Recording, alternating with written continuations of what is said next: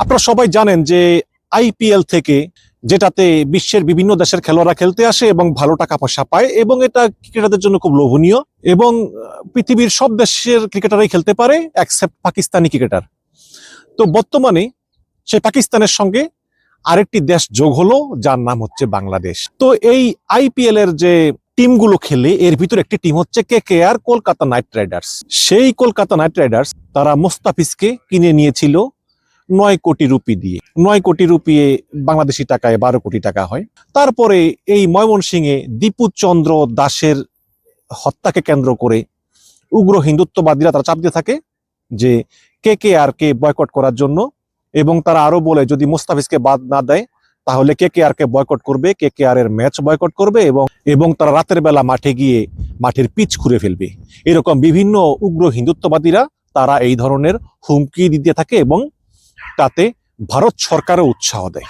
এবং এগুলো কিন্তু এই ভারত সরকারের প্রচারণাই হচ্ছে। আমি বারবার একটা কথা বলি যে ভারতের বর্তমানে ক্ষমতাসীন নরেন্দ্র মোদী সরকার, তারা কিন্তু এই উগ্রবাদীদেরকে সবসময় উৎসাহ দিয়ে থাকে, এবং তারাই কিন্তু আবার চায় যে বাংলাদেশে একটা উদারপন্থী সমাজ হোক। যাক, সেটা ভিন্ন আলোচনা। তো এরপর যখন এই সমস্ত মানে দাবি বাড়তে থাকে এবং হিন্দুত্ববাদীরা আন্দোলন শুরু করে এবং বিভিন্ন উস্কানিমূলক কথাবার্তা বলে, তখন আজকে ভারতীয় ক্রিকেট বোর্ড কলকাতা নাইট রাইডার্সকে বলেছে যে অনতিবিলম্বে মোস্তাফিজকে বাদ দিয়ে বিকল্প খেলোয়াড় নিতে। যদিও খেলোয়াড় কেনা বেচা অলরেডি শেষ হয়ে গিয়েছে, কিন্তু তারপরেও এই কলকাতা নাইট রাইডার্সকে একটা সুযোগ দিয়েছে যে মোস্তাফিজকে বাদ দিয়ে অন্য খেলোয়াড় তোমরা নিতে পারো। এবং ভারতীয় আইন অনুযায়ী যেহেতু মোস্তাফিজকে বাদ দেওয়ার ক্ষেত্রে ভারত সরকার কাজ করেছে, এখানে কেকেআর এরও দায় নাই, মোস্তাফিজও দায় নাই, সুতরাং মোস্তাফিজ তার ওই 9 কোটি রুপি পাবেন না। আচ্ছা, ভালো কথা, এই মোস্তাফিজকে বাদ দিল, কিন্তু আমার কথা হচ্ছে যে কেন মোস্তাফিজকে বাদ দেওয়া হলো, এবং এটা ভারত সরকার অন্যায় করেছে কিনা। দেখুন, ময়মনসিংহে দীপু চন্দ্র দাস হত্যার বিচার আমরা চাই, এবং দীপু চন্দ্র দাস আমাদের দেশের নাগরিক, আমাদের ভাই। তার হত্যার বিচার হওয়া উচিত আমাদের নিজেদের স্বার্থেই। কারণ একটি রাষ্ট্রে একটি অন্যায় আরেকটি অন্যায়ের জন্ম দেয়। যে কোনো হত্যাকাণ্ডের বিচার যদি না হয়, তাহলে সেটা অপরাধীদেরকে আরো বেশি অপরাধ করতে উৎসাহিত করে। সুতরাং আমাদের দেশের স্বার্থে, সমাজের স্বার্থে, ন্যায় বিচারের স্বার্থেই এই দীপু চন্দ্র দাস হত্যার বিচার হওয়া উচিত, ভারতের স্বার্থে নয় বা ভারতের কথায়ও নয়। তারপরেও ভারতীয়রা আন্দোলন করেছে, কিন্তু দর্শক, এই যে ভারতীয়রা আন্দোলন করলো দীপু চন্দ্র দাসের মৃত্যুকে কেন্দ্র করে, দূতাবাসের সামনে হামলা, হুমকি, অনেকগুলো উগ্রবাদী সংগঠন করলো। আচ্ছা, এই আন্দোলনটা যদি ইংল্যান্ড, আমেরিকা বা ইউরোপ করত, তাহলে আমরা বুঝতাম। যেই ভারতে নিজেদের দেশেই শত শত লোক প্রতিদিন নিগ্রহের শিকার হয়। এবং আমি আমার চ্যানেলে আসছিল সাংবাদিক গৌতম লাহিড়ী, তাকে আমি বলেছিলাম যে শুধু গত 15 দিনেই 3 জন মুসলমানকে হত্যা করা হয়েছে। সেসব নিয়ে তো ভারতে কোনো মুসলমান সংগঠন কোনো নামে না, কোনো প্রতিবাদও করে না, এবং সেসব নিয়ে বাংলাদেশেও কোনো প্রতিবাদ হয় না। কারণ আমরা মনে করি যে ঠিক আছে, মুসলমান, আমাদের কষ্ট লাগে, বাট এটা ভারতের আভ্যন্তরীণ বিষয়, এটা ভারতকেই হ্যান্ডেল করতে দাও। সেই জায়গায় দীপু চন্দ্র দাসের মৃত্যুকে উদ্দেশ্য করে তারা যেইভাবে দূতাবাসে হামলা করার চেষ্টা করে, হাই কমিশনারকে হুমকি। এবং আরেকটি বিষয় হচ্ছে যে এই ধরনের টুকটাক হিন্দু নির্যাতন আওয়ামী লীগের আমলে ঘটলেও কিন্তু তখন এই সব সংগঠনগুলো কোনো কথা বলেনি, তারা মুখ বন্ধ রেখেছিল। হাসিনা পালিয়ে যাওয়ার পর, ইউনূস সরকার ক্ষমতা আসার পরে কিন্তু তাদের এই সমস্ত আন্দোলনগুলা শুরু হয়েছে। তার মানে হচ্ছে যে ভারত হিন্দুদের উপর সহানুভূতিশীল না।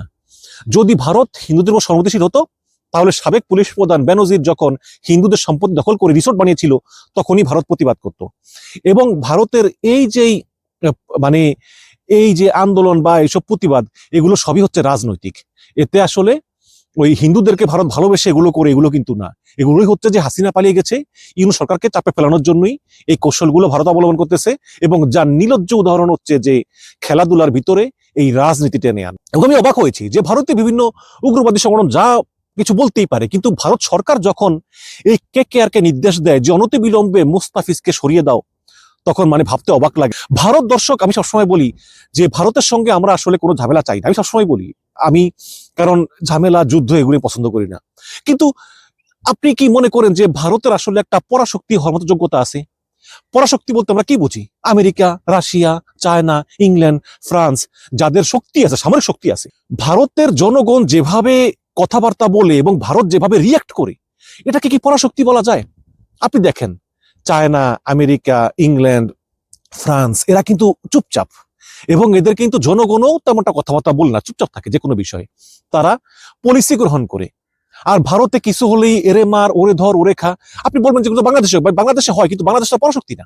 ভারত পরাশক্তি হওয়ার চেষ্টা করতেছে, কিন্তু পরাশক্তি হলে কি হয়? পরাশক্তি হলে ছাড় দিতে হয়, চুপচাপ থাকতে হয়, গতিবিধি বুঝতে হয়, ছোট ছোট দেশগুলোকে বলতে হয় হ্যাঁ আমি আসি।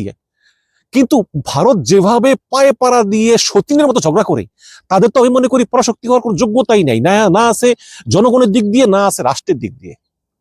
এই হচ্ছে গিয়ে ভারতের অবস্থা। তারপরেও প্রতিবেশী দেশ, বন্ধুত্ব।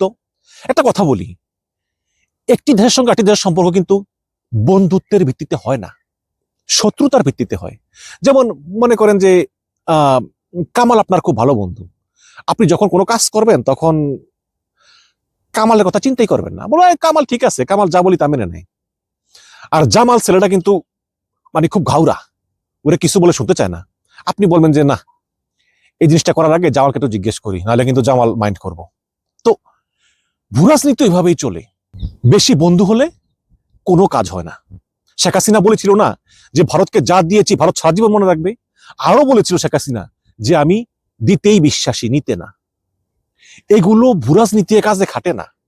মনে করেন যে আপনি আপনার একটা বন্ধুকে আজীবন দিয়ে গেলেন, আপনার চিন্তা যে একটা সময় বন্ধু বুঝবে যে আসলে আমি ওর কাছ থেকে এত কিছু নিলাম, আর নেব না। ভূরাজনীতিতে এগুলো কাজ করে না। একটি দেশ আপনার দেশের কাছ থেকে সুযোগ নিতেই থাকবে যতক্ষণ না পর্যন্ত আপনি এটা স্টপ করেন, যতক্ষণ না পর্যন্ত আপনি প্রতিবাদ করেন, যতক্ষণ না পর্যন্ত আপনি অ্যাকশন নেন।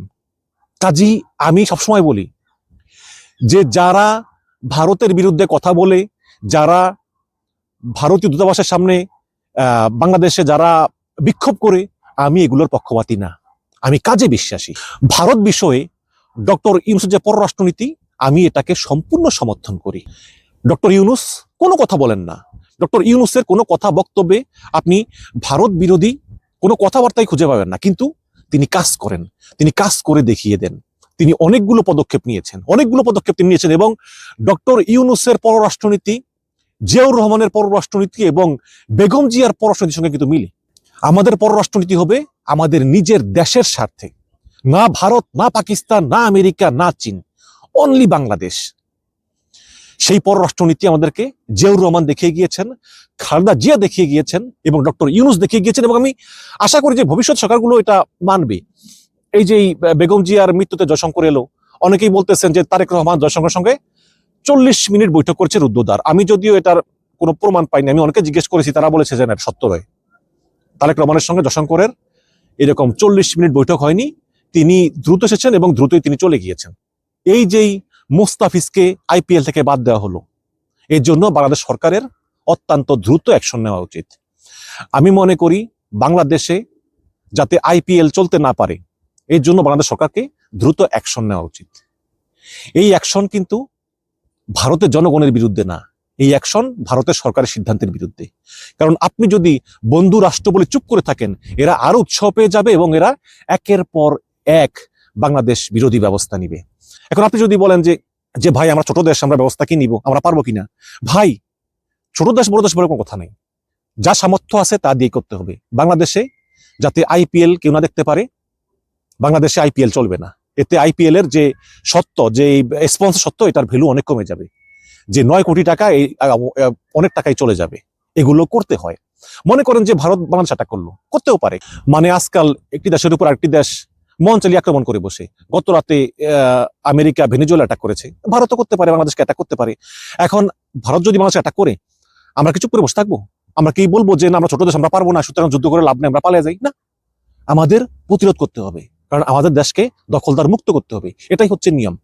আজকে আমরা ছোট দেশ, অনেকে বলবে যে বাংলাদেশের লোক আইপিএল না দেখলে কি হয়? কিছু হোক আর না হোক, আমাদেরকে ব্যবস্থা নিতে হবে।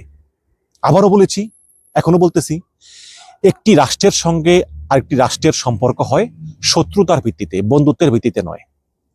এবং সবার আগে বাংলাদেশ এই নীতি আমাদেরকে জিয়াউর রহমান, বেগম জিয়া শিখিয়ে গেছে। এটা একটা উদাহরণ দিই। 1992 সালে একটা আওয়াজ উঠেছিল এখনকার মতো যে ভারতে প্রচুর বাংলাদেশি অবৈধভাবে আছে। তো তো বেগম জিয়া তখন প্রধানমন্ত্রী, 1992 সালের ঘটনা। তো বেগম জিয়া গিয়েছেন ভারতে, তখন ভারতের প্রধানমন্ত্রী ছিলেন শ্রী নরসিমা রাও। তো নরসিমা রাও খালেদা জিয়াকে বলেছেন যে আপনাদের দেশের অবৈধ নাগরিক আপনারা ফিরিয়ে নেন না কেন? তো বেগম জিয়া বলে যে অবৈধ নাগরিক কই? তো তখন নরসিমা রাও বলে যে আপনি যদি গুজরাটে যান, গুজরাটে গিয়ে আপনি বাংলা ভাষায় একটা ভাষণ দেন, ভাষণ দিলে দেখবেন যে প্রায় 1 থেকে 1.5 লক্ষ লোক বা 3 লক্ষ লোক আসছে আপনার ভাষণ শোনার জন্য, এবং যারা আসবে তারাই বাংলাদেশি। তখন বেগম জিয়া স্পষ্ট মুখের উপর বলেছিলেন যে আপনি বাংলাদেশি আর বাঙালি মিলিয়ে ফেলতেছেন। আপনার দেশে বাস করে বহু লোক আছে যারা বাংলা ভাষায় কথা বলে, তারা বাংলাদেশি না, তারা বাঙালি। এবং ভারতে অবৈধ বাংলাদেশি হয়তো বাস করতে পারে, কিন্তু এর পরিমাণ উল্লেখ করার মতো না। আর আপনি যেটা বলেছেন এটা সত্য না, আমরা বাংলাদেশি, আমরা বাঙালি নই। তো এটাই হচ্ছে জাতীয়তাবাদ। এবং এই গত সপ্তাহে সাবেক পররাষ্ট্রমন্ত্রী যশবন্ত সিং তিনিও বলেছেন যে তিনি যখন ভারত সফরে গিয়েছেন তখন খালেদা জিয়া খুব গরম গরম কথা বলেছিলেন তার সঙ্গে, ভারতের পররাষ্ট্রমন্ত্রী যশবন্ত সিং, এবং পাশে বসে তারেক রহমানও উৎসাহ দিচ্ছিলেন তার মাকে। তো তিনি ছিলেন আপোষহীন নেত্রী। আজকে বেগম জিয়া নেই, কিন্তু বেগম জিয়ার সেই শেখানো পথেই যাতে আমাদের পররাষ্ট্রনীতি চলে, সবার আগে বাংলাদেশ, আমরা যাতে বেগম জিয়ার পররাষ্ট্রনীতি অনুসরণ করেই সামনের দিকে এগোতে পারি, এটাই হচ্ছে প্রত্যাশা। কাজী আবার বলতেছি, আইপিএল থেকে মোস্তাফিজকে বাদ দেওয়ার প্রতিবাদে অবিলম্বে বাংলাদেশের মাটিতে আইপিএল এর যে কোনো প্রদর্শনী বন্ধ করতে সরকারকে আশু পদক্ষেপ নিতে হবে, এবং চোখে চোখ রেখে কথা বলতে হবে, এবং প্রত্যেকটি পদক্ষেপের পাল্টা পদক্ষেপ এই সরকারকে নিতে হবে, এবং পরবর্তী সরকারও এই ধারা অনুসরণ করবে বলেই প্রত্যাশা। ধন্যবাদ।